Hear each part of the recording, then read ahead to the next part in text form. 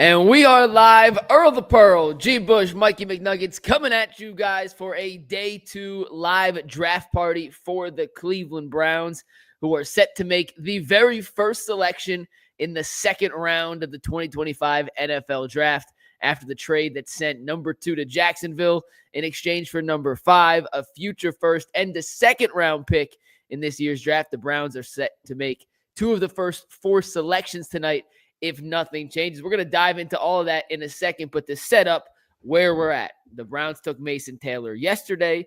They did not make another selection. Mason Graham, sorry. Mason Taylor could be a name we hear early today. He is on my mind here because we're going to go over some of the best available players here. We're using just the generic ESPN draft tab, best available, because it is free and everyone can join us in looking at that chart. But according to ESPN's scouting team, the 10 best available players to start day 2 of the NFL Draft are Will Johnson, Mike Green, Nick Emanwari, Donovan Ezeraku, Darius Alexander, Travion Henderson, Siobhan Revel Jr., Shedeur Sanders, Elijah Arroyo, and Trey Amos. The latest report from Mary Kay is the Browns plan on making the selection at 33 and not trading down. So, Earl, before you tell me who you think they should pick, let me ask you this. Will one of these 2 picks be a quarterback for the Cleveland Browns? Unfortunately not. I know I would like it to be, but I don't think it's going to be. I think the Browns are going to get, some playmakers, probably the best available running back, hopefully the best available wide receiver. So I would like for the pick to be Shedeur Sanders, but I don't think that's going to happen. So I think it's going to be probably Travion Henderson, maybe Mason Taylor from LSU, the tight end. I say that because, correct me if I'm wrong, but I think David Njoku, I don't think he has no guaranteed money on his contract, either this season or something like that, or past this season. So I think the tight end position is something that the Cleveland Browns could address right here in the second round. You got a plethora of running backs that's available to you right here, right now. Travion Henderson, Quinshon Judkins. So there's some playmakers here. I like Luther Burton a lot. So it'll be interesting to see what they do, how they go about it. I do like the fact that they are going to stay at 33 and make that pick. I think you are going to get somebody that can have an immediate impact right there. So that's another reason why I don't think it's going to be a quarterback, because you got an opportunity now with 4 premium picks to really get some impact players on the offensive side of the ball that can help you out right away. G, do you think it'll be a quarterback at either 33 or 36? No. It's I'm like Earl. I would take a quarterback here. I think it's a prime opportunity with this many picks that you can get a quarterback to either groom or to at least go in there and compete with Kenny Pickett and see what you got in the guy. And then if he doesn't work out, you can come back and draft the first round pick because you have the ammunition to do so. But I don't think they're going to do it. When you trade back and make the picks they made earlier in the draft, I think they're signaling to people that they're not up for the type of quarterbacks that are here. They're just not in love with them. I will say this: I'm encouraged that they did stay there at pick 33 for now. Because the one thing that I've been saying from the jump street is this, man, and it's great trading back and we get this euphoria when you get multiple picks, because those multiple picks in your mind, those could be lottery tickets and they can turn out to be 5 or 6 Pro Bowlers or Hall of Famers, whatever you want. But one thing that I'm a big fan on is building your team as you go get a quarterback. And they got 3 or 4 or 5, 6 dudes right now that I got my eyes on best available that could be starters for your team. Big time contributors for your team. And so if I'm the Browns, if you want to move some picks later on the draft, these 4 picks should be heavy offensive picks, heavy in getting some playmakers. And while I love the defensive side of the football, they need to come out of this round with 2 or 3 bona fide playmakers on the offensive side of the football. We still got 10 minutes before the Browns are even on the clock. So I promise you guys we'll give you our picks for who we hope the Browns take at 33 and 36. But I was thinking about this in the few minutes before we actually went live here. Mm-hmm. The Browns had an opportunity at 2 and at 5 to take any quarterback not named Cam Ward in this draft. According to reports, they made a significant offer to Tennessee to trade up to get Cam Ward at number 1. So the Browns identified Cam Ward as a guy they thought could be a franchise game changer. Tennessee just wasn't trading out of it. We have no idea what they actually genuinely believe about the other 6, 7, 8, 9, 10 quarterbacks in this draft. We have no idea. They passed on Shedeur and Dart and Shuck and Milroe first time. We'll see if they do it again in a few minutes. But Earl, do you think that this regime, Stefanski, his offensive staff, Berry, are they scared to try and take a quarterback, develop him, and fail? Do you think they have that just in the back of their head, the little inherent a fear that a swing and miss on a quarterback could be their final goodbye here in Cleveland, because it's the one thing they haven't, frankly, done well since they got here? I mean, I would hope not, because if you're afraid to fail, you ain't going to never succeed. That's just the reality of the situation. And based on how they operated yesterday, Andrew Berry is not moving like a man that's worried about job security. So I don't think they are afraid to swing and miss. I really, it's a hair scratcher of why they don't go about it. But I've said along this entire process, I don't care who I might personally want. If the Cleveland Browns do their due diligence and they go through their evaluation and they don't identify any of these quarterbacks as a guy that can have an impact on this franchise, then don't force the pick. Now, that don't necessarily mean their evaluation can be right, but I don't want the Browns to force anything. Somebody asked in the chat, well, why Sanders? For me, I just think of the quarterbacks that's available, he's the one that fits what Kevin Stefanski likes to do the best. I think that when it comes to what he's good at, the accuracy, the football IQ, and just being able to read a defense, I think those are things that Kevin Stefanski, that would be appealing to him. He does hold the ball a little long. He is, he's subject to taking some sacks, and why he might be taking those sacks, I think has been speculation of it might be a little selfish. Maybe it's him trying to pad his numbers and not trying to have that completion percentage drop.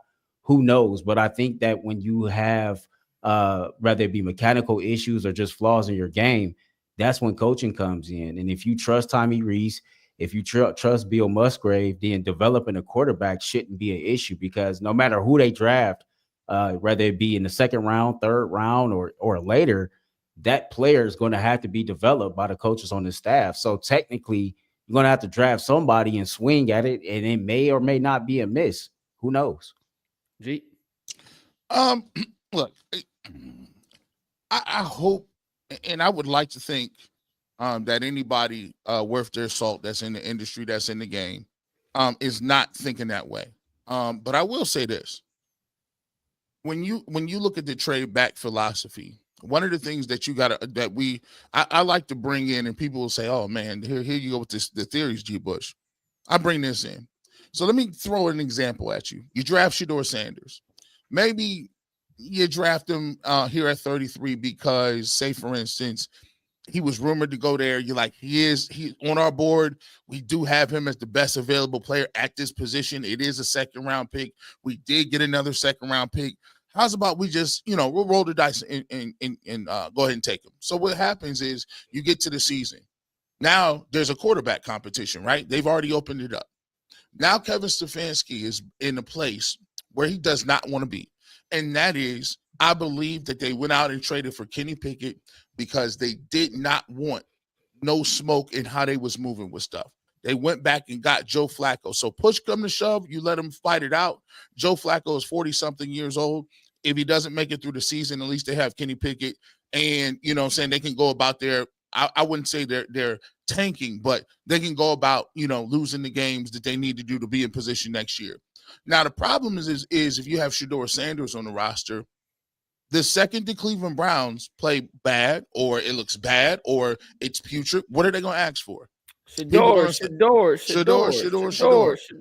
Now, Andrew Berry and Kevin Stefanski are back in the position of one part of the fan base wants to see this kid play. The other part doesn't. You can say that about the Deshaun Watson decision. You can say that about the Baker Mayfield decision. And I think what they don't want is they don't want a guy that is there that they feel they have to play because it's going to be untenable. Because look, if they put Shedeur Sanders on this roster, we're not dumb. Somebody is going to want him to play, Earl. Yeah, for sure they're going to want him to play. And what's crazy with him being a second round pick and knowing that he's going to come in and sit, would make him more appealing to me. I wouldn't really worry about the pressure to hurry up and play him. If you think that it's something there that can be developed and he has a future of being a quality starting quarterback, then I would draft him and I wouldn't rush the situation at all. Damn the pressure from the fans or damn the internal pressure from some people that might be inside the organization. I just want the Browns to do their due diligence and identify who they feel, can have an impact on this team. All I know is when you make a move the way that they made yesterday, trading down, you get a player like Mason Graham, and then you accumulate a first-round pick for next year. To me, it says you don't really think this class is this strong, and you think, next year is where you can go identify your quarterback. Now, the problem with that is there are too many unwritten variables that's outside of your control, right? Let's use Arch Manning, for example. Arch could underperform, get hurt, decide not to come out, or the Browns are not in a position to draft him, and then all of that was for naught. Mm-hmm. And so you can take Shedeur this year or any other quarterback this year as a project, try to develop him, and if it don't work out, okay, cool. You still got 2 first-round picks for ammunition next year to try to trade up. But as G has said on numerous occasions, if there's another team that's quarterback needy and they are in prime position to get one of those quarterbacks, damn the Browns, they're not going to trade that pick to you. So it's one of those situations to where I think you should just roll the dice and see what happens. Like at this point, what else do you got to lose? More games? No, it's hard to lose more games than 14, which the Browns did last year. I'm not sure what the Vegas odds are post-draft, but pre-draft, the Browns had the second lowest win total projected for 2025. I can't imagine it has gotten any higher with their lack of addressing of the quarterback room. But the second round is set to kick off here in less than 3 minutes, guys. Let's go around and talk about some of the players available for the Browns. Let's, for the sake of this, we already all agreed they're not going to take a quarterback. We don't think so. So we'll talk some other positions, at least on the offensive side of the football. The offensive tackle group here, not particularly strong. It wasn't a strong class from the get-go, according to all the scouts, and the top guys went in round 1. A couple of guys that you may have heard of in the pre-draft process, still available for the Browns at 33, is Ariante Ezeri out of Minnesota, Ozzie Trapilo out of Boston College, Anthony Belton out of NC State, and Cam Williams out of Texas. In terms of the tight ends, Elijah Arroyo, Mason Taylor, Harold Fannin, Terrence Ferguson, Gunnar Helm. Those are the top 5 on the board. The receivers, it is expected that a run of receivers will go early here in the second round. Luther Burden, Jaden Higgins, Trey Harris, Jalen Noel, a couple of the names that you may recognize. And the running back class, which is probably the deepest position in the entire draft. I'm going to name you the top 8 guys on ESPN's list right now. We have had different analysts on the show mention each of these 8 guys as really good fits for Cleveland. Henderson, Judkins, Caleb Johnson, Cam Scatteraboo, Dylan Sampson, Devin Neal, DJ Giddens, Jordan James, and RJ Harvey. I'll just start with this one. I'll let you go next. Then Earl, you wrap it up before they officially start the clock. But of all those positions, I think tackle's the weakest.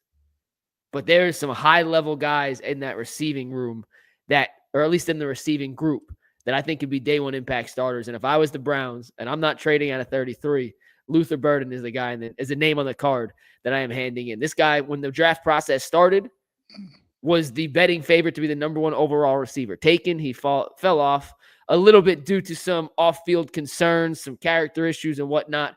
But you're going to get a guy who thinks he should have been a top 5 pick, now has a chip on his shoulder as a second-round pick, and brings an element of speed and dynamic playability after the catch that we saw a little bit with Jerry Jeudy last year, but no one else on the roster showed even an ounce of that. I would love to pair him up with Jerry Jeudy and Cedric Tillman and David Njoku to give either Flacco or Pickett some extra weapons. That would be my pick at 33. What would you do? Hey, before G Cook, Cecil kind of comped him when we did our wide receiver comparison. Cecil comped him to Deebo Samuels. I'll take it. I like him. Listen, Luther Burden is a guy that was mentioned up there with T-Mac. Out of Arizona. Trey, he was mentioned as probably one of the guys that could go to the top 3 in terms of receivers. He had a little bit of issues with the quarterback play. He a little out of off-field stuff. But Luther Burden to me is a really good pick right here. I think you can't go wrong with a lot of these guys on the board. As I said, These should be offensive players. You take a look at the running back room. Travion Henderson is available. Quinshon Judkins is available, depending on who you like. Take a look at the tight end room. I love Elijah Arroyo. I like him. I like Terrace Ferguson, who is a little bit down below Mason Taylor. Like him as well. I think what you do right here is you go offense, you get a weapon. And if you're thinking about drafting a quarterback in 2026, how's about giving that guy some weapons today to get 1 year under his belt with Jerry Jeudy and get these guys acclimated so that you don't have to play the old adage, we got a quarterback now. Next year, let's wait a whole year to get weapons. I think it's an offensive player, Earl. Give me a name. No, put a name on it, G. So I think the pick right here is Travion Henderson, but I think they can get Luther Burden at 36. No, see, I think if they go Travion Henderson right here, I'm cool. But I think if they go Travion, I think Luther Burden is going to Tennessee. I think they're going to give Cam Ward a weapon to throw to. Ooh, Tennessee is above them? Tennessee, I think, has the next pick right after us. I could be wrong. Tennessee is 35, 2 picks after the Browns. 2 picks after us. But you got Houston right there at 34. You got to think Tank Dell is dealing with that injury, right? And then Stephon Diggs is no longer there. So Houston is a real possibility for Luther Burden. And then Tennessee right behind them is a real possibility for Luther Burden as well. I would go Travion Henderson as well. Another wide receiver, though, me and Mike has talked about, Savion Williams. I don't know if I could see that more being a 3rd round pick for the Cleveland Browns, but that's a big kid, man, that can stretch the field. You know what I mean? And I just think like he's another guy that could be a sleeper and a playmaker that we can get. So for me, I think all 4 of these picks should be on offense, but I do got a question for you two. Because as we look at the overall best available, there is Will Johnson and Mike Green sitting right there. Do you all have a problem with one of these 2 picks being one of those cats? Can I start, G? Can I start if you don't mind? Go ahead. They might be the 2 best players available. I understand all the hype with Mike Green. The talent is immaculate. Look what he did to Josh Connolly, who went late last night in the Senior Bowl and literally walked off the field and said, I'm done. My tape speaks for itself. Will Johnson has the concerns about his foot and injuries, but when he's played, he's been really good. I can't, in good faith, have gone through the whole pre-draft process saying, I don't want Abdul Carter. They shouldn't take a defensive tackle. They have the worst offense in football. Fix the offense. And then be okay with them going defense in the first 2 picks at a position where they were already relatively good at last season. They are the cornerbacks. Denzel's great. MJ and Greg will find out what they truly are this season, but it's not like that's a position of weakness. The defensive line, I told you guys earlier in the month, they had top 10 pressure rate as a defensive line last year. They had a higher pressure rate from the defensive line than the Eagles did last year. The playoffs, the Eagles ramped it up. Defensive line is not a need. They have so many holes on this offense, Earl, that I think they have to go offense, even if it may not be technically the best player available. I agree. I would be I'm tempted. just throwing it out there. You would be tempted, G? I'm tempted. The safety from South Carolina, you just got rid of Ryan Thornhill. Yeah, I don't know if he could play. I don't know if he could play free safety. He looks like more of a strong safety to me, in a box type guy, rangy, big. Yeah, big. He's a large guy. 6'3", 220. And he runs with the best of them. I look at it, and you're right. I could not freak out the way I freaked out yesterday, and then with a clear conscience go into this season and say that we got Cedric Tillman and Jamari Thrash and David Bells of the world, and knowing that we want to run 2 tight end sets and we don't have another tight end, and our running back room looks like Jerome Ford. They have an opportunity right here to get 2 to 3 starters that can plug these starters. These guys are day 1 guys that would be penciled in as starters with some of this talent. I want to see the Browns stay up there, pick guys and develop them. And it makes the Mason Graham pick look a lot better if you say we got the Mason Graham, but also look what we did to get a bargain on some of what we perceive as the best guys in the draft offensively. You mentioned running backs earlier. I'm not against Travion Judkins, Caleb Johnson. If they love one of these running backs, I'm fine taking them. But when I look at how deep that position is, I think you could get someone right in that same talent range a little later in the draft. That's why I think I would go another position early, even if you're tantalized by the potential and the characteristics, the intangibles. Nothing against the running backs. But I listed that name. Gee, you talked about Dylan Sampson being a guy you've liked for a while. Caleb Johnson, Cam Scatterby, those guys are going to be available later than 36. And if you like a DJ Giddens, a Jordan James, an RJ Harvey, a Devin Neal, a Sampson, I think I would just address some of the other positions first over going running back, even if, and I agree with you guys, I think Henderson might be the single best player available. Yeah, there's some guys in there that I think are going to be great. I thought Bull brought up a really good point, though. We have to resist just saying there's a bunch of guys that are good. It's up for the Cleveland Browns to find the guys that are special. There's a difference between the guys Browns are officially on the clock, by the way. Here or there. I want them to find the best guy. I want them to find the gem out of this draft. There's a lot of good guys, but I want them to put their hat on something and say, look, we believe in this dude because of X, Y, and Z. We talked about trading back into the first round. If it wasn't going to be for a quarterback, what would it be for, right, G? And I don't know if you were on the show that day. I don't think you were because I was on the panel and you're not on Wednesdays. But I was like, yeah, if you do it for an offensive tackle. If you think one of these offensive tackles, and I think, Earl, you were producing that day, said if you like one of these tackles way more than the other ones, go trade up and get him. Like, don't wait for your guy. Don't risk him not being there. I'm just saying big picture. If they love Henderson, take Henderson. I am not anti-taking a guy there. I'm just saying when you look at the depth of the position and the guys available who I think would still be there later, if you like them, then I would go get the receiver you love or the tight end you love or the tackle you love earlier, just because there's fewer options for that position group later on. But it is nothing against Henderson or Judkins. Those two dudes can both play. Caleb Johnson, I think, would be a terrific fit.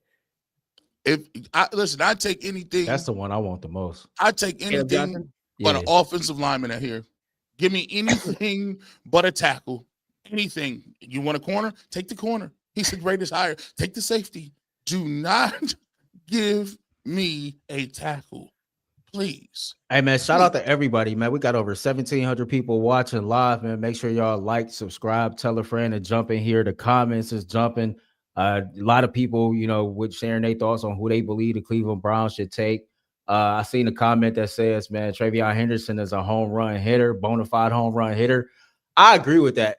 The only thing about Travion that worries me is, like, my man got 590 carries coming into the NFL.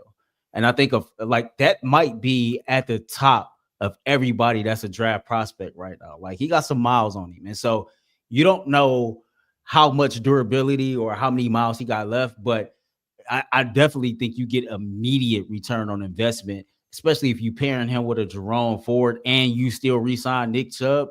All of a sudden, that running back room looks way more attractive right there. Yeah. The pick is in. The graphic is flashing for the Browns. Let's make a prediction real quick. We are waiting to see Adam Schefter. Are you guys watching the ESPN? We're on the same feed for ESPN. Yeah. No, I'm watching on NFL Network. They're showing Shuck so far. I'm looking at fans right now, so I don't know if you're ahead of me, behind me. I'm not quite sure what you're looking at, but let us see who the Browns take. Hey, I love it. Look at, oh Lord, look, they got people stressed already. The pick is in. I hate when they say the pick is in on the graphic and then they don't tell us who the damn pick is. Who you going, Mike?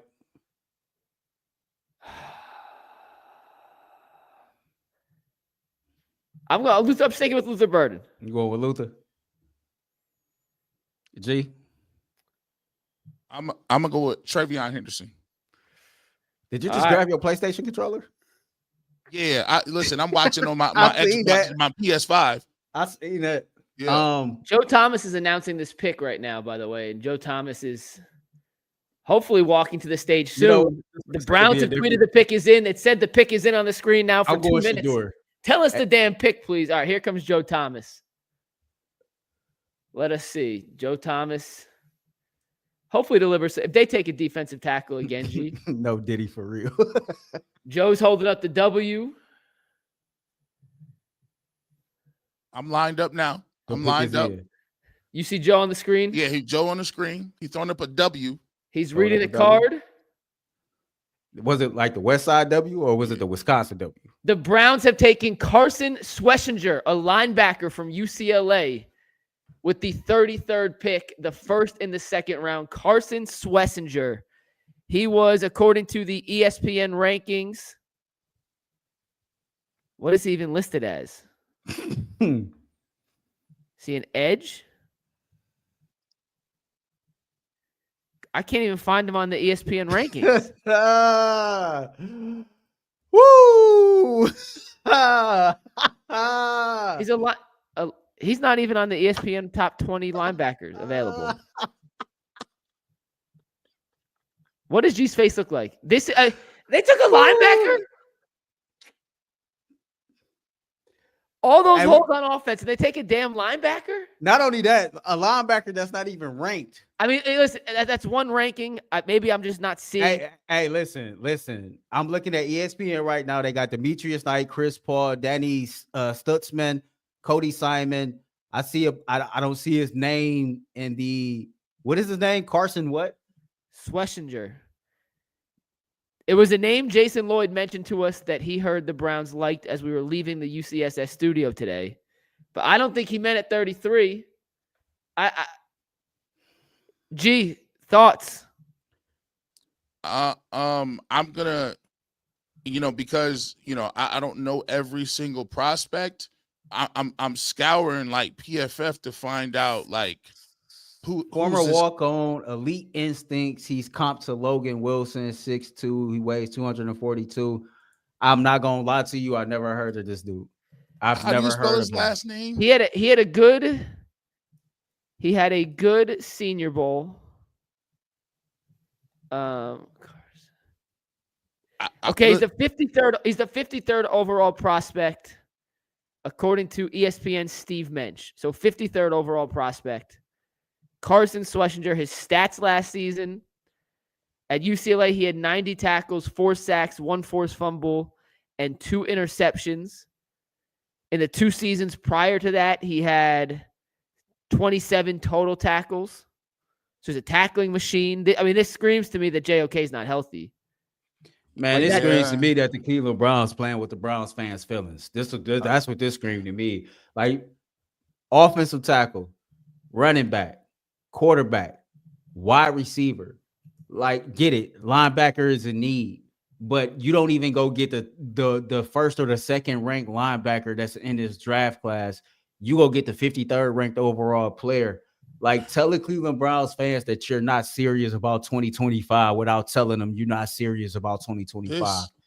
This is crazy. And I'm not going to poo-poo. I don't know this dude. So I can't say anything about him. I can only speak to how the Cleveland Browns are currently operating right now. And they telling us without telling us, man, they not for real. 24th PFF had him rated the 79th rated linebacker. 79th. It can't be that low. Jaden Higgins, the receiver, just went to Houston. I got his Bleacher Report scouting report. Should I read this? Can I read this real quick on Carson Schwesinger? From Bleacher Report, very good athlete who can cover ground vertically and horizontally. Athleticism and speed allows him to tighten windows when playing zone coverage, click in close, and help take away post routes when playing Tampa 2. Good change of direction, fluid hips to stay in phase and recover against running backs. Good eyes in zone coverage. Impressive instincts as a run defender, especially for someone with game experience. Speed also gives him good sideline-to-sideline range. Negative. Limited on-field experience. Didn't play much until his junior season and didn't begin 2024 as a starter. Lacks the size and strength to hold up in the running game when taking on offensive linemen. Hasn't shown the ability to use quickness and athleticism to slip blocks. Struggles to get extension and gets disengaged from blocks. Doesn't have much pop behind the pads. Not ranked as a walk-on at UCLA. Overall, he had a high-level backup potential starter, 3rd-round grade by Bleacher Report. His pro comparison was former Cleveland Brown Deion Jones. There you go. I'm stunned. Honest to God, I'm stunned. In a million years, I would have been fine with like 30 names on that list. I never in a million years. We didn't even read the linebacker list, Earl, because in a million years, I didn't think a linebacker was a possibility with that pick. Look, man. I listen. half this problem is, man, they just don't feel they feel like y'all is a joke, man. They feel like the fans is just idiots, man. They really feel that way, bro. They like some of the stuff they've been doing the last 3 days have been so far out of the realm of possibility of what it needs to be that it's just it comes off as they're trolling. Like you drafted a guy that was a walk-on a couple of years ago. No one knows who he is. You had to look him up on a file. You could have got this linebacker. At least Bookie Watson played in the SEC, and he was the defensive player of the year, and you got him in the 6th round. You get this guy from UCLA, and you walk to the podium with this pick. They are in straight tank mode. For all you Ohio State Buckeyes out there, I need y'all to at least keep it real with me, right? At least you can listen. Whether you like the pick yesterday, y'all can at least be real with me today. You're taking this guy over Judkins and Travion Henderson and every other athlete that is there that can help you out, and you draft a linebacker and a defensive tackle, and we still have the worst offense in the game. This is it's unforgivable, man. I mean, this is wild. The Browns are doing something that is either going to be genius or going to be the last thing they ever do as a front office. The Browns have told us with their first 2 picks, and they're back on the clock here momentarily, that they have identified guys they truly like. And G, you did say this a few minutes ago. If the Browns find guys that they love, take the guys that you love. We may disagree on position, but with them trade back and getting Mason Graham, with taking a guy in Carson Schwesinger, who, regardless of where he was ranked, was not on any. I watched all of the best available by Mel Kiper. I watched the whole pre-draft show. He was not right mentioned. here. This right here. That girl. He was not mentioned as any of the guys in this conversation. Eamon Worry, who was in that super chat, Will Johnson, Mike Green. They were defensive players that if you took, we could have said, all right, best player available. You know what? They're sticking to the board. There was no board where Carson Schwesinger was the best player available today. And they turned down offers. Jeremy Fowler reported it. Aditi reported it. Diana Rossini reported it. Teams were trying to get up to 33 to take somebody. The Browns said, no, we cannot pass up on the opportunity to take Carson Schwesinger. Better turn out to be a hell of a player.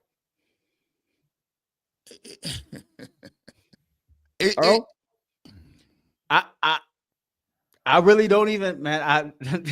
I got nothing. I don't get it. I don't understand. The only conclusion I can draw is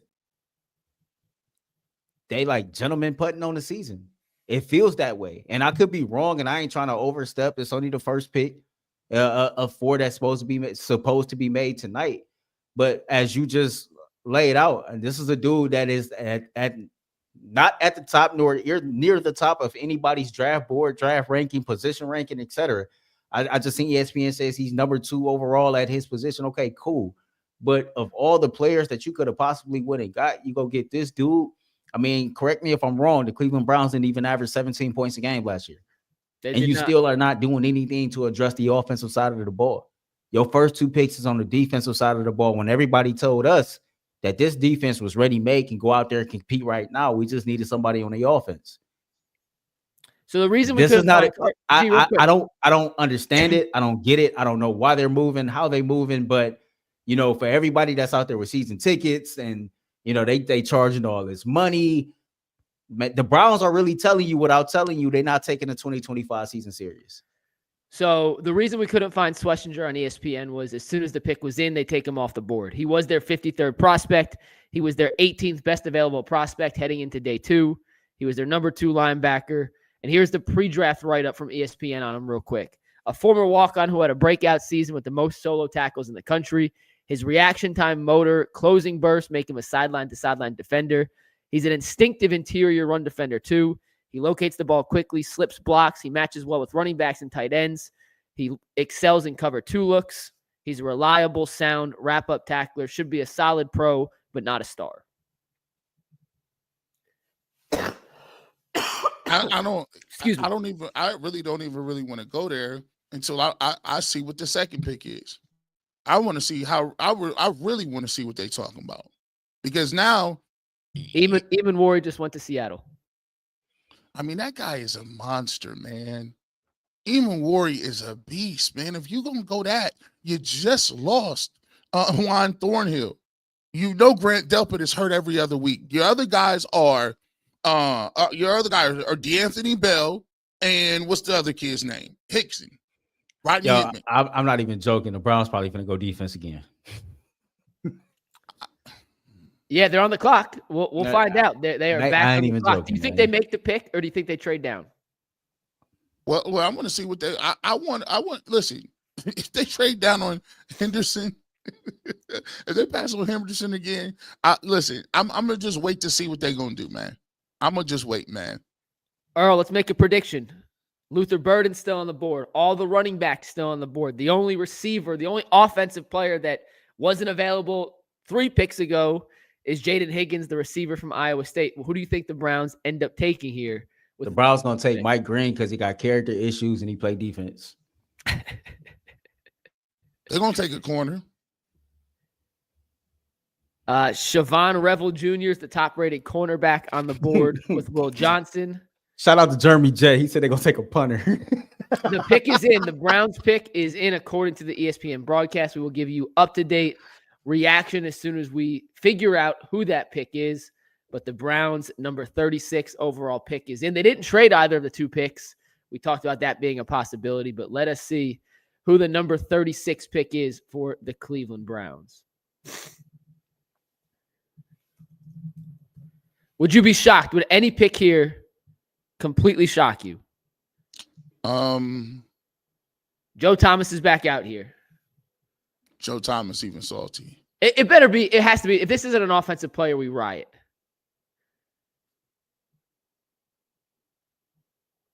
Joe Thomas has a younger Browns fan on stage with him. The 36th pick, the Cleveland Browns. Quinshon Judkins from Ohio State, an offensive player officially on the board for the Cleveland Browns. Quinshon Judkins, one of the guys we talked about as a possibility at 33. The Browns taking Judkins instead of Travion Henderson. They had their choice of Ohio State running backs. They went with Judkins over Henderson. What do you like about Quinshon? I know you've studied his game quite a bit. Listen, he's a little bit, reminds me a lot of Kareem Hunt with a little more long speed, very physical running back, can catch the ball out of the backfield. He's one of those guys that did it in multiple places, did it in the SEC, at Ole Miss, did it at Ohio State. He split carries, but listen, he does have some tread left on him, because he did split those carries. He reminds me a lot of a guy like Kareem Hunt, who, he runs behind his pads. He's physical. He's a good guy. He's a good individual when it comes to not falling over trash. A lot of times people don't be picking their feet up. He don't get hit by trash a lot. He's able to get around people. And the cool thing about him is he's a dude that plays with that fire, that physicality, that, I'm trying to bury you mentality. And for once, I can sit here and say I love it, because he's a guy that is not going to play no games. He runs physical. He runs violent. He has good vision. I like the fact that they got a guy like this at pick number 36. I just wish that this pick would have been made much better if you still get a guy like Luther Burden, or you get somebody of that ilk to kind of back up what you was doing in round 2. I'll take this one. Earl, thoughts on Judkins? We lost Earl. I'll give you my thoughts on Judkins. This dude had so many carries in college. I know he split carries last year, but at Ole Miss, in his 2 seasons, he had 274 and 271 carries in back-to-back seasons. He is Ole Miss's all-time leader in rushing touchdowns with 31. He is a guy that is going to come in here. He plays and runs with a no-nonsense attitude. He is going to be one of the fan favorites from the second he steps in Berea. He's an electric interview, which helps mesh and create that connection with the fan base. He knows how to win, just won a national championship at Ohio State. And when you look at the difference between Jerome Ford's running style and Quinshon Judkins' running style, now you have a little bit of, I don't want to call it thunder and lightning, because that is giving way too much credit to Jerome Ford, and Quinshon Judkins has to prove it on the next level. But it gives you a balanced look in the backfield. You have more of your home run hitter with Jerome Ford. You have more of your thunder power back, will run over you, fight for tough yards, and Quinshon Judkins.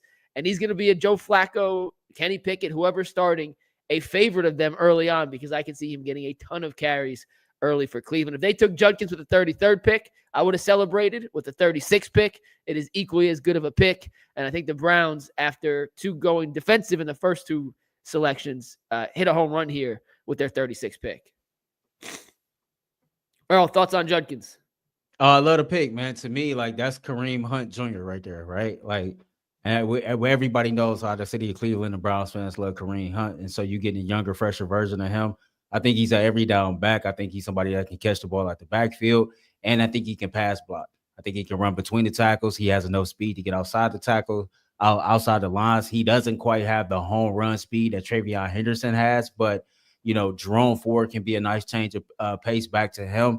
And I still think you re-sign Nick Chubb. I do. So I think, you know, the room, it looks good. He's going to get Browns fans excited.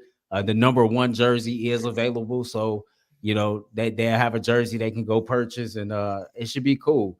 The Browns actually made a pick that fans can get excited about. I still think if you probably should have took him at 33 and probably took a wide receiver, Luther Burton, with this pick. So you could have did more to capitalize, but it is what it is. They got somebody now. Earl, I'm with you. And we didn't kill them enough for drafting a no-name gangster at linebacker. Don't think you got away with that. The Cleveland Browns wasted a pick. That guy, you'll be lucky if he's Taki. Let me just keep it real with you, man. Like, the Browns do things that no other team was taking that, man. No other team was taking him. Linebacker, look, you got to think about it. We came into this draft process talking about how your team only scores 15 points. And here's the only thing that I've heard since the draft has started. You tell me which one of these is exciting to the fan base. We go to the draft and we hanging out, and all we keep hearing out of every talking microphone head is they're worried about 2026. That's a slap in the face to the fans. That's a slap in the face to the guys on the team. And people want to be mad at Myles Garrett for saying they're not interested in winning. Well, look, when you watch what they do and what they're saying, it's hard to explain that. You also come in, you say, all right, you need a quarterback. They're not going to take one in this draft because they got a lottery ticket for next year. We'll see what happens with that. But you got no wide receivers. You still did not address. Still didn't address what you need offensively in terms of. I know you got some picks left, but my thing is, on top of that, the consensus is that Kenny Pickett is somehow on the inside track to starting. The Browns are doing one thing. The Browns are trying to minimize wins. They don't want to win over 6 or 7 games because that minimizes their chances for the great what's it? Arch Manning. That's what let's just put a name on it because that's what we're saying. And you in the second round when you have all these playmakers available, you draft. You guys lectured me for years about.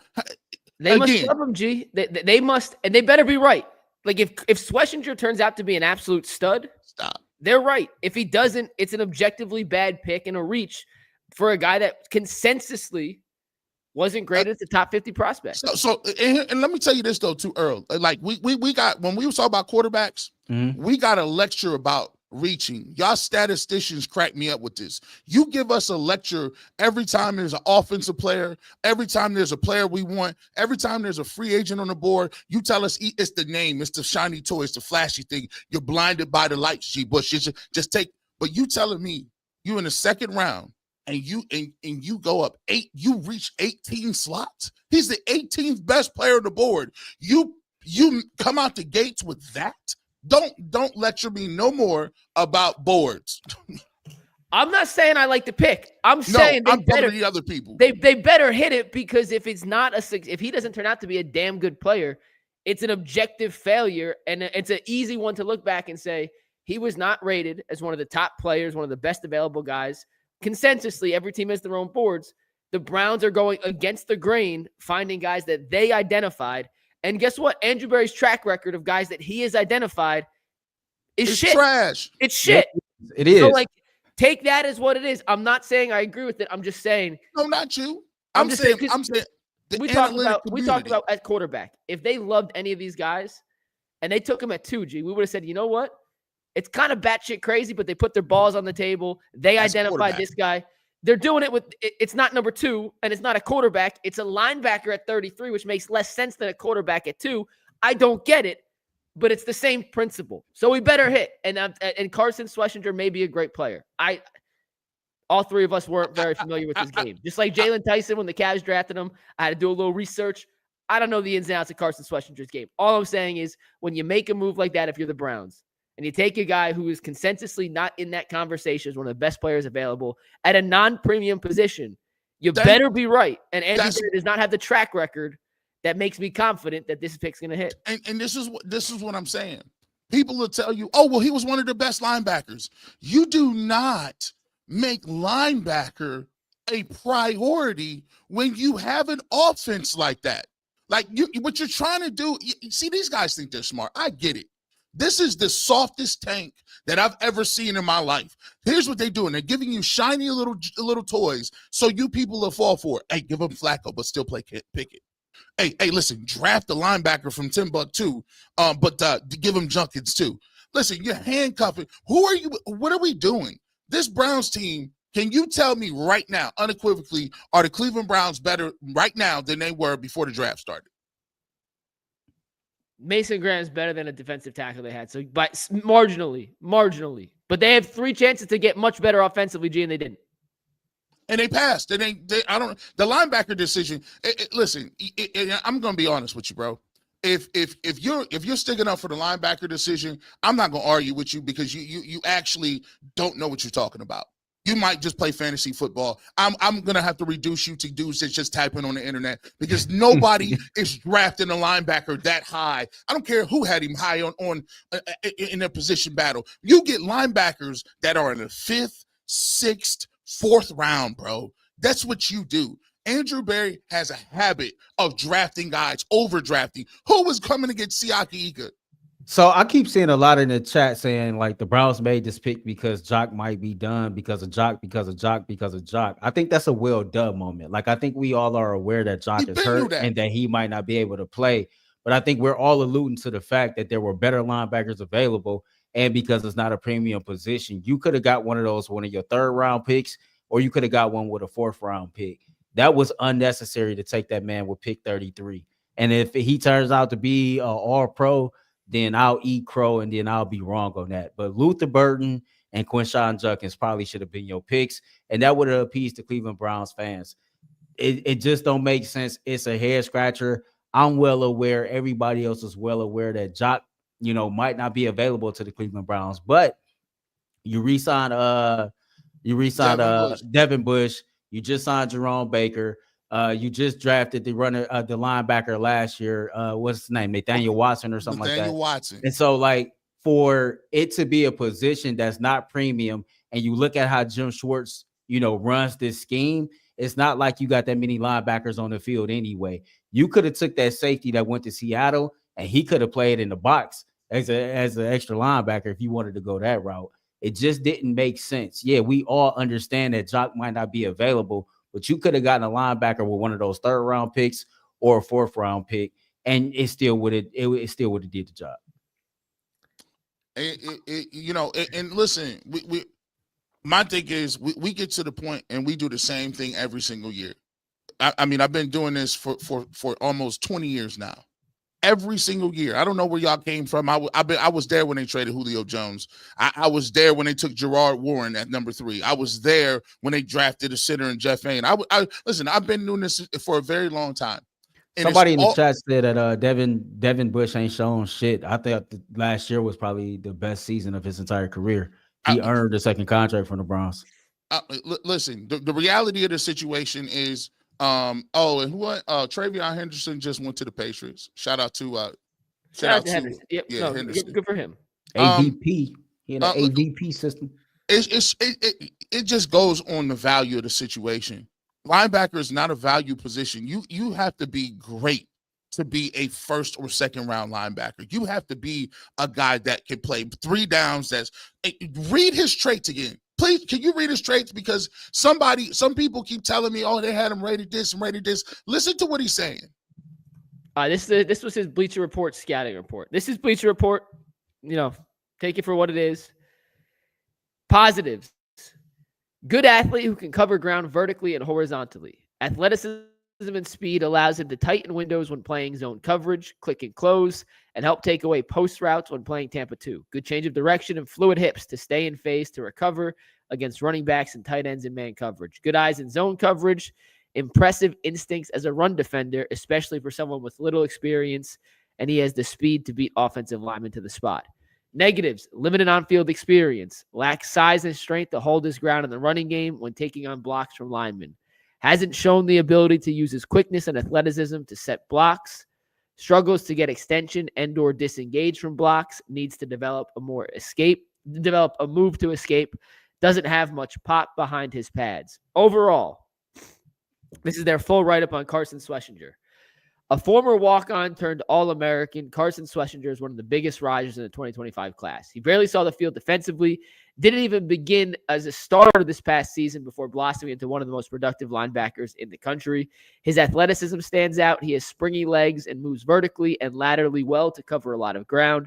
That, combined with loose hips, allows him to be effective in coverage.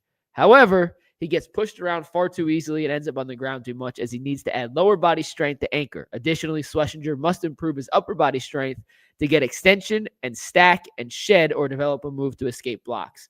Overall, the former Bruin is a year or two away from being a complete player / full-time starter, but he has the makings of being an every down contributor in the second half of his rookie contract. Schematically, he'd be best as a will linebacker and become a more versatile if his strength improves. So let's translate this. A guy does not bring a lot of power when he's tackling. He's on the ground too much. He's not strong enough to get off blocks. He does not use his hands good enough to get off blocks. And when he does get on blocks, he's grasped because he can't disengage. Now, I don't know. That seems like a pretty big problem for a guy who tackles people for a living and takes on blocks for a living. That's what linebackers do by default. That is their job description. So when people say, "Oh, well, he had him rated to this and rated as that," listen, fantasy football guys, listen to what the scouting report is, and then ask yourself, is this something that the Cleveland Browns should be taking at 33 when they have holes everywhere? The answer is no. Stop the cap. I know y'all want to be contrarians. I get it. I understand it. You want to look for anything to say it works. Listen, on the contrary, I think it's a great pick. Stop. It's not smart. It's not intelligent. And nobody in their right mind, it would take a linebacker there. And it just shows because no one else was taking him. The Cleveland Browns haven't been to a Super Bowl for a reason because they've been doing this for 30 years. Hey, somebody typed at us in all caps. Said just because you love just because these three haven't heard of a guy, he's trash. I don't think nobody called him trash. You're not Todd McShay, etc. That studies coast to coast players. Then I'll listen. He sounded a little upset, G. Well, that's fine. Listen, here's the thing. None of us called him trash. We said reaching for a linebacker at that spot is a gigantic risk. Maybe he just tuned in. We're gonna give him some grace. Maybe he don't know no better. Maybe he just getting caught up and he just in there typing. So let's give him some grace. And what we're talking about is this. And here's the problem, McNuggets. Everybody will say, "Why? Oh, you're out of your mind. You're crazy. You're this. You're that." Every time that we say you have no offensive playmakers, not one person gives a reason why that's not a problem. Anybody said that was Andrew Berry's burner account. like these dudes, it's crazy. You say you don't have a quarterback, you don't have receivers, they skim right over it. Earl, we was doing a show. This is wild. And we'll give you an example of this. Me and Earl was doing a show last year, and people told us in all caps why DeAndre Hopkins was not worth trading for. And I just looked at Earl and I said, man, I would have asked Browns fans, what skill positions do you guys actually They said we like? was clowns because we had Donovan Peoples-Jones. That's exactly what they said. They said the Browns didn't need to trade for him. We had DPJ. And if we thought that we were clowns because DPJ was coming off the season that he was. Luther Burden was just selected by the Chicago Bears, 39th overall pick. Ben Johnson's offense to go with everything else they already got. So they got Roma Duze. They got Luther Burden now. They still got Cole Kmet playing tight end. DJ Moore. Hey, them boys cooking over there. You look at a team real quick. That's offense was decent. But a new head coach, offensive-minded head coach, wanted to get weapons and a better line for his first overall pick going into his second season quarterback. They traded for Joe Thuney. They traded for a lineman from the Los Angeles Rams. They signed a center in free agency. They drafted a tight end, number 10 overall. They got Luther Burden in the second round. That's a team that's filling up with weapons. Yeah, it's like, and look at the quality of it, right? Look at the quality of who they're getting and what you get. They get Luther Burden to fall to them in the second round, and they're ecstatic. We get David Bell to fall to us. They get Luther Burden. We get Anthony Schwartz. The fact that, you know, we come into this situation every single year and say the same thing. When we said, why are you drafting Cedric Tillman? What did they tell us? You guys are haters. He has a big body. Okay. David Bell was the receiver of the year in the Big Ten. Come on, man. Like this is, it's crazy to me, man. It's wild. Doing draft stuff is crazy because you can not like the pick and it has nothing to do with the player at all. Right? Like Mason Graham, we had the whole come to Jesus moment on the show. Like Mason Graham could be really good. We were just mad we didn't get Travis Hunter. Right? Like at the end of the day, you may not like the pick. It's not even about the player. We won't know if any of these are good picks or bad picks for 3-4 years. Like the truth of the matter is we're going to give the Browns a draft grade on Monday. It is the most irrelevant conversation we could have in the immediate aftermath of the draft for any of these guys play a single down in football. With that being said, you can look at some trends. You can look at positional value. You can look at player values. You can look at positional needs and make a pretty educated guess. Would that player have been there at a later time if the Browns wanted to acquire him elsewhere? I think the linebacker would have been available later on if the Browns wanted to get Carson Schwesinger later. Maybe I'm wrong. We have no way to ever prove whether I'm right or wrong. And if you don't get him, oh my gosh. It's going to be interesting when we jump back on after round 3 to see what the Browns have done. Yeah. So the plan for everyone, we're going to go for about 10 more minutes. Then we'll read Super Chats. We're going to close the stream. We're going to hop back on after the Browns make their final pick of day 3 at number 94. So we can recap it, but there's too many picks between 30 and 94 to go live for 4 hours. So we're going to end the stream in about 15, 20 minutes. We'll hop back on. But no quarterback so far, guys. Let's go outside of the Browns for a second. Shedeur still on the board. Tyler Shuck still on the board. Jalen Milroe still on the board. The Browns had a chance to take any of them twice now. They passed. The Saints are officially on the clock. They may take a quarterback right now. But are you surprised that all 3 of those quarterbacks, the guys that we were all talking about, are still available with the 40th pick about to be selected? I can't say that I'm surprised. I think everybody that's a draft expert has told us over and over again that they didn't think that this was a strong class. I think, like, you know, myself included, when a fan of us get to talk and we didn't want to listen. And so the draft is playing out, you know, to show that organizations don't look at this class as a class that's that strong. We've only had, 2, 3? Well, how many? 2 quarterbacks that's been drafted so far? Yeah, just Dart and Cam Ward. And so knowing that the quarterback position is a premium position, there's only 2 that's going off the board. It tells you a lot about how each organization is viewing it. And so nobody is reaching for a quarterback, and that's cool, right? It's just a lot of raw talent potential there, and we'll see what happens with it. Hey, look, man, listen, here's how I feel about it. If you don't want to take a quarterback, don't take him. I'm not going to give you extra credit points for taking somebody. I mean, listen, I already told people I don't eat birthday cake with none of these dudes. I'm not getting no money from Jalen Milroe or Shedeur Sanders. If they get took in the 6th round or the 10th round, it don't matter to me. If they playing for the Browns? No. Here's my point. Receipts are available though. If these guys turn out to be awesome and great, I'm advocating both of them should go.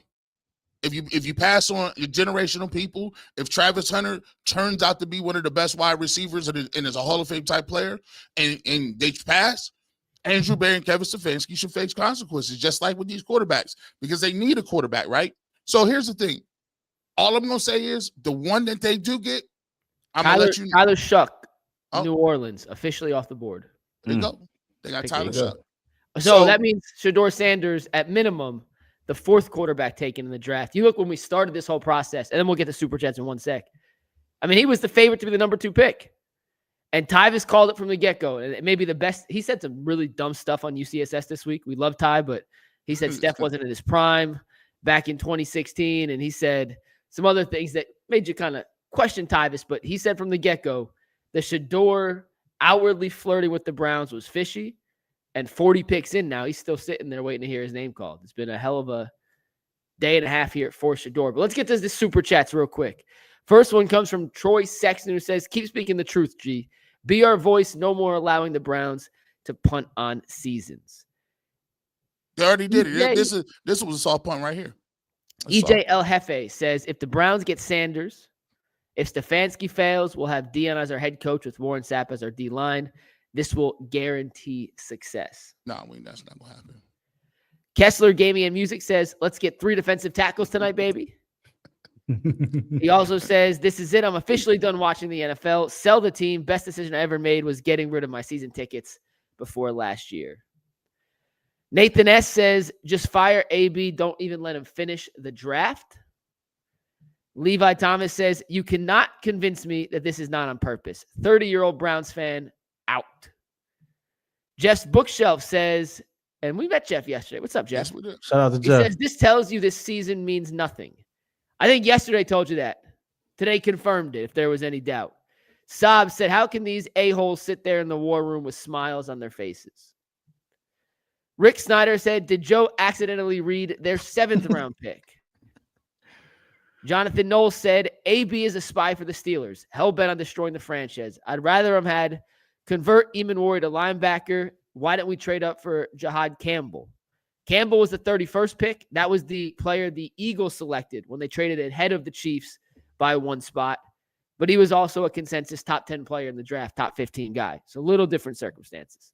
Nick Compensa says, hey guys, I bet you they pick another defensive player at 36. Unbelievable. If the Browns get off to a really bad start this year, I hope Barry gets fired and gets replaced by a real general manager.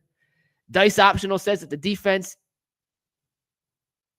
if the defense can hold every team to under 1.5 points, we might have a chance. Stay positive. Clink Tattoo says, assuming they make the pick because JOK is done. Aggie Fury 101 says, don't matter who on defense when they're on the field more than double the league average because your offense is hot ass. Reggie Glover says, is this what they told Miles they were going to do to get him to change his mind on the trade demand? So far, I am not impressed. Wow. Mac Dog says, do you think it's possible the Browns are thinking about bringing back Deshaun Watson? That might be why they're not drafting a quarterback. No, that is not the case. Nick Campensa says, what team do you think Sanders will end up being drafted to? He might go to the Jets. Can I give you a sleeper team? Who? The Niners. Might. I think he fits well in that system. If they want to back up to Purdy, I think he might be the guy. I say the Raiders. John McCarthy says watching the draft is actually worse than watching the Browns. And Young Yogi says, shaking my head, are the Browns trying to score 17 points a game next season? At this point, 17 feels pretty high. We'll go around the horn real quick and wrap this up. We'll be back in about, 2 hours, 3 hours, whenever 94 comes and goes.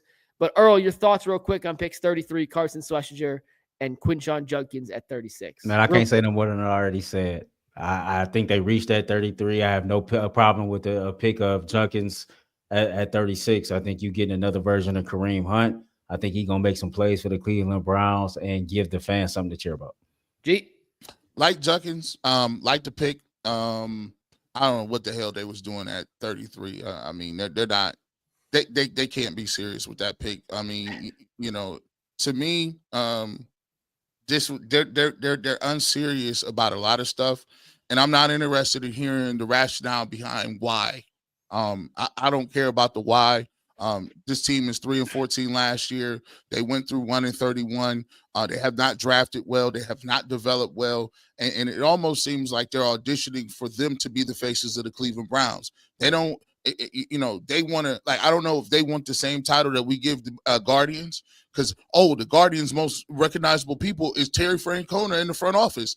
Dog, we want to win games, and there are people getting older and older year by year. We keep hearing the same old tired stuff and crap about how they're smarter and we're going to get assets and all of that. These people are setting up to lose 12 to 14 games next year again, right in plain sight. And look, if you want to be a fan, that's fine. Some people are going to support their team. That's your right. And you're going to, whatever they do, whatever Andrew Berry does, that's fine. They'll get what they get, and you'll still go to the games. But it's just not serious. I mean, come on. I still don't understand it, McNuggets. What are we doing here? My 2 cents, I love the Judkins pick. I wish they went offense at 33. They took a big swing. They put their balls on the table for an undrafted or a 0-star kid who turned into an All-American. And he's either going to be a fan favorite as the white linebacker with long hair in Cleveland, or he's going to be a catastrophic failure from Andrew Berry. We don't know for a few years. But based on Andrew Berry's track record, I don't have a ton of faith that him standing on the table for a player that was drafted much higher than his consensus ranking will pan out well. Earl and G will be back later to wrap up the full Day 2 Browns picks. We appreciate everyone for tuning in here, and hopefully we have some more offensive players to celebrate when we hop back on later tonight. Tomorrow, when the Browns are done making their Day 3 picks, G. Bush and Cecil Shorts will be joining you guys to recap all the Day 3 picks, and when the Cavs wrap up against the Heat tomorrow, we'll have a live Cavs post-game stream too. Make sure you follow us on social. We appreciate everyone for tuning in tonight. For Earl, for G, I'm McNuggets. See y'all later. Peace.